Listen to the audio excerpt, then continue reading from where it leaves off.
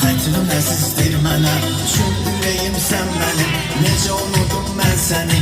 Sən axı şirin, sən şirin, hər zaman ətrafımda sənin görsən bir yerin.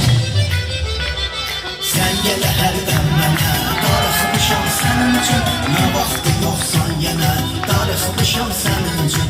Sən gələ hərdən mənə, darıxmışam sənin üçün. Nə vaxtı yoxsan yenə, darıxmışam sənin üçün.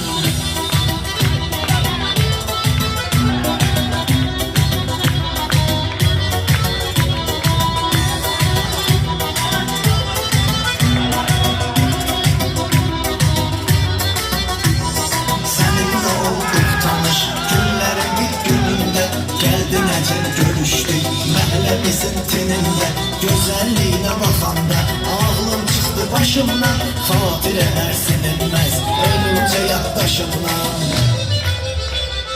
Sən gələ hərdən mənə, darıxmışam sənin üçün.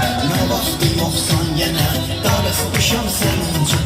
Sən gələ hərdən mənə, darıxmışam sənin üçün. Nə vaxtı yoxsan yenə, darıxmışam sənin üçün.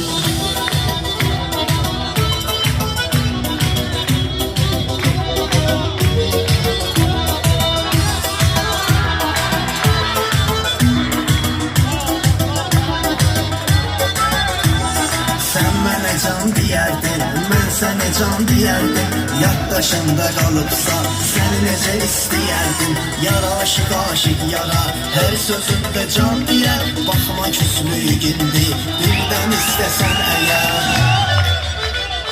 Sən gələ hərdən mənə, darıxmışam sənin üçün. Nə vaxtı yoxsan yenə, darıxmışam sənin üçün. Sən gələ hərdən mənə, darıxmışam sənin üçün. Nə vaxtı yoxsan yenə, darıxmışam sənin üçün.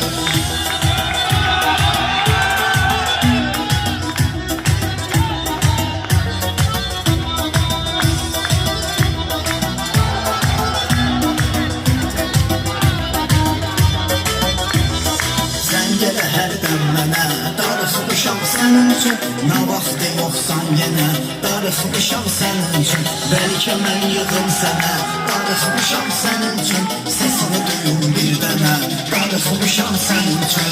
Sən gələ hərdən